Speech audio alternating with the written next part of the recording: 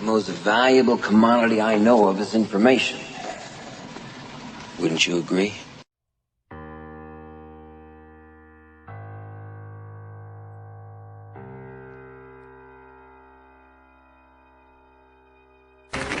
What we're going to talk about now is simply some keys to self-motivation.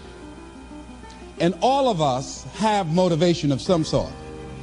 I define motivation as the desire to achieve that which you believe to be worthwhile.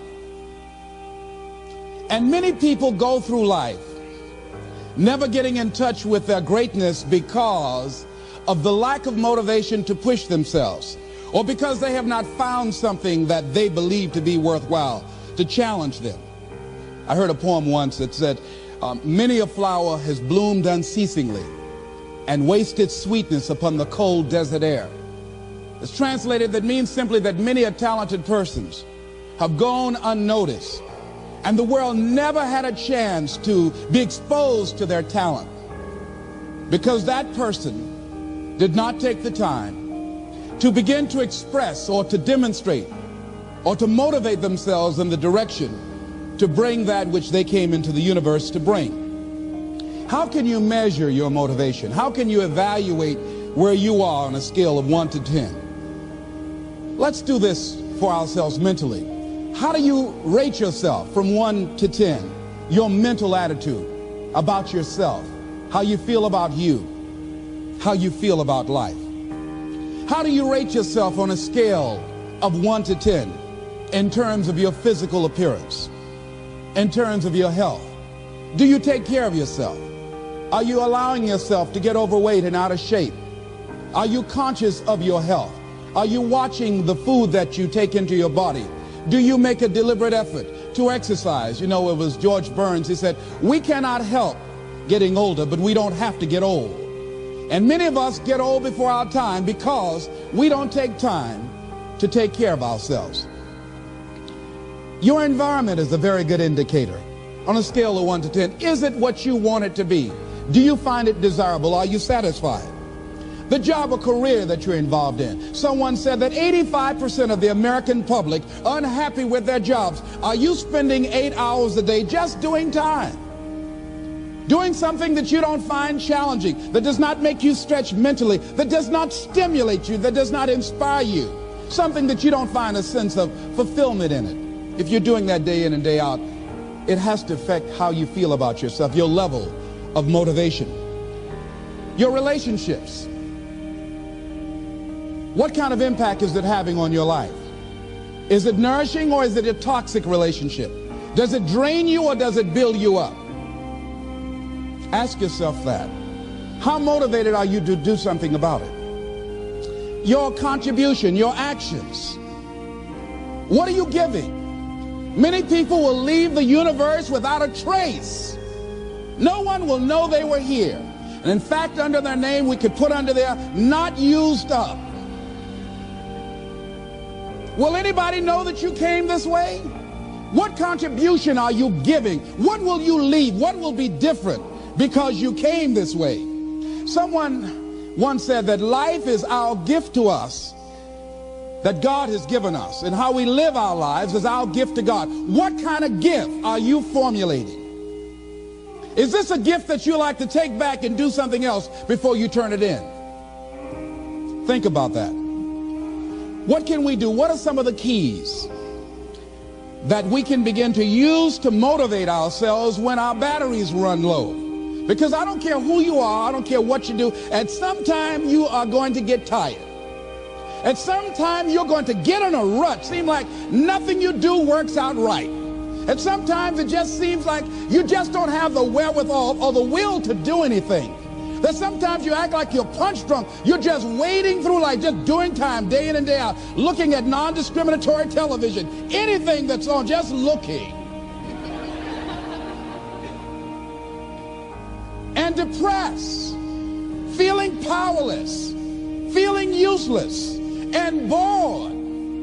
What do? How do you get yourself out of a rut? How do you, when you know you can do more than what you've been doing and you're not doing it and you're discontent with where you are, you get angry at yourself. How do you get out of that rut? How do you motivate yourself? One of the things that we must do is that we must be involved in working on achieving self-mastery. You must work on yourself continuously. Never be satisfied with yourself. Always know that as you invest the effort and time on you, that's the greatest ability that human beings have above animals. See, a dog can't be anything but a dog. Tree can't be anything but a tree. Human being, you've got unlimited potential. You can put effort on you, and by concentrating on you and developing you, you can transform your life wherever you are right now. So you want to work on yourself.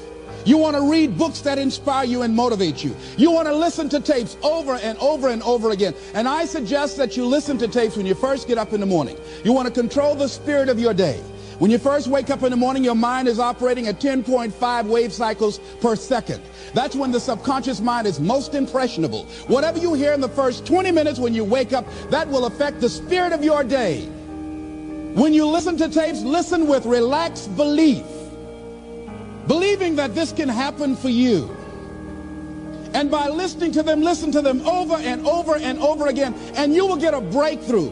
You can listen to the same tape for months, and all of a sudden you hear something you never heard before. It have a special meaning for you. Or read the same book over again, and you find some special insight. You said, I can't believe I didn't see that the first time. So you want to be involved in developing yourself. Most people won't do that. Most people won't take that kind of effort and invest that kind of energy in themselves, because they will fall prey to that conversation within. Oh, don't do that. You don't have time. You're too busy. You're too caught up in the rat race. Most people won't do that. Well, they won't take time to go to lectures. They won't take time to go to seminars. They won't take time to go to classes to improve themselves. And as you continue to work on yourself, you will begin to expand your vision of yourself. You'll begin to work towards self-mastery.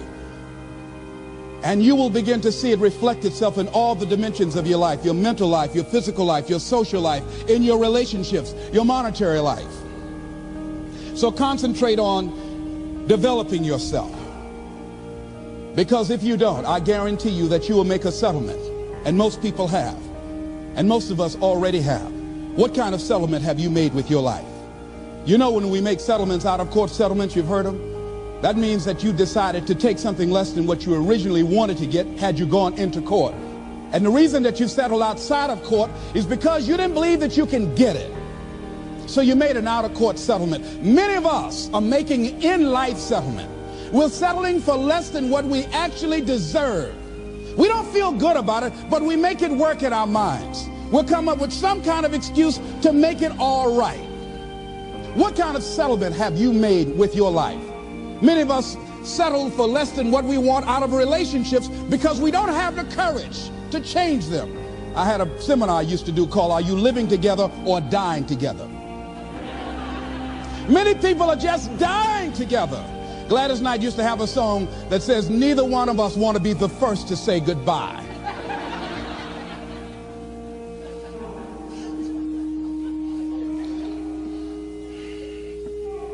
The next thing is, in order to begin to find some keys to self-motivation to drive yourself, in addition to working on yourself, and as you work on yourself, you feel good about yourself, and as you feel better about yourself, you treat yourself differently. Develop a health plan. See, you can't feel well and do well if you don't have good health.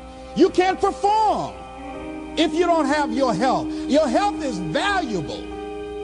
Develop a health plan.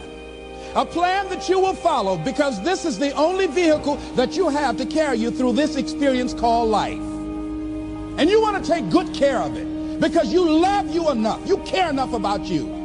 And that's not easy. It is not easy having a health plan and sticking to it. But you're worth it doing it again and again and again. I have lost 22 pounds several times. I always do it. I love potato chips. People who know me know I love M&M peanuts. I love peanut butter and jelly sandwiches. I love my mother's sweet potato pie. I love this. It's not always on my health plan, but I put it on there sometimes. I said, life is too short to go without sweet potato pie. If I go tonight, I want you to slip a slice of sweet potato pie in my casket and watch the smile on my face. Next thing is, as you take care of yourself, the next key is keys to motivation, to self-motivation. You want to live life with energy and passion. You want to make a conscious effort to be lively. See, in life, you either saying hello or goodbye. You either on the way or in the way. Leave dead people alone. Some folks just walking around looking sad. How you doing, honey? Stay away from these people. Just go away from them. It affects you.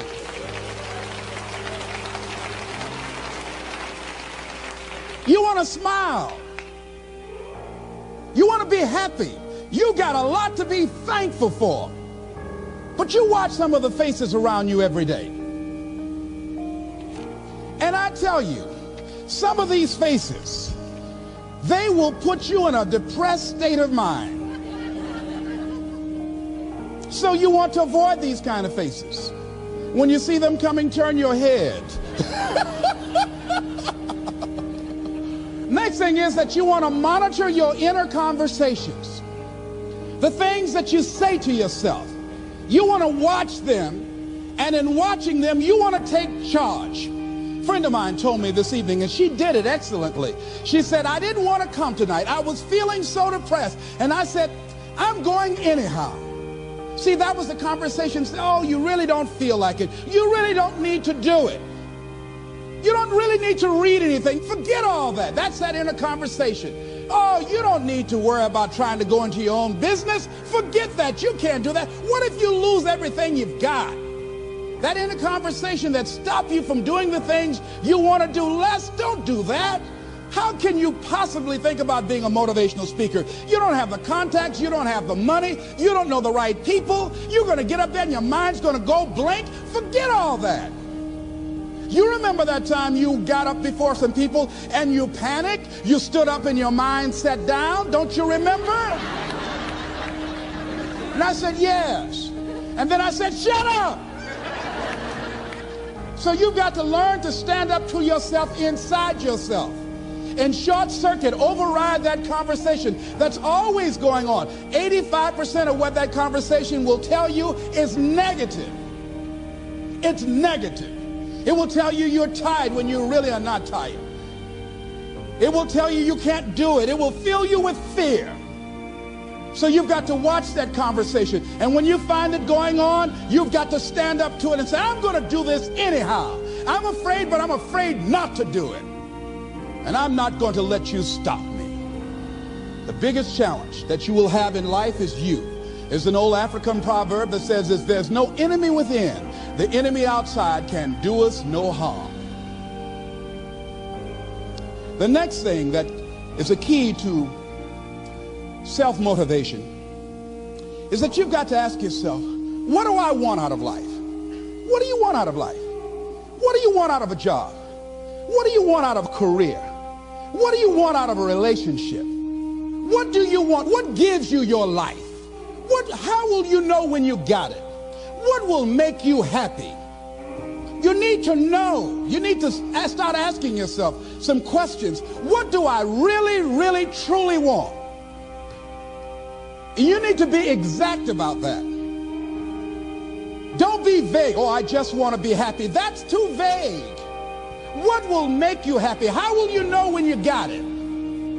Zero in on it. Be exact. Be specific. And as you do that, that will stimulate that superconscious mind or the reticular activating system of your mind that will begin to find those things, to identify with it. And once you begin to determine that which you want, take the time to write it down. Don't just think about it. Write it down. That is a subjective process that engages the subconscious mind. Write it down. Once you write it down, read it 3 times a day, morning, noon, and night.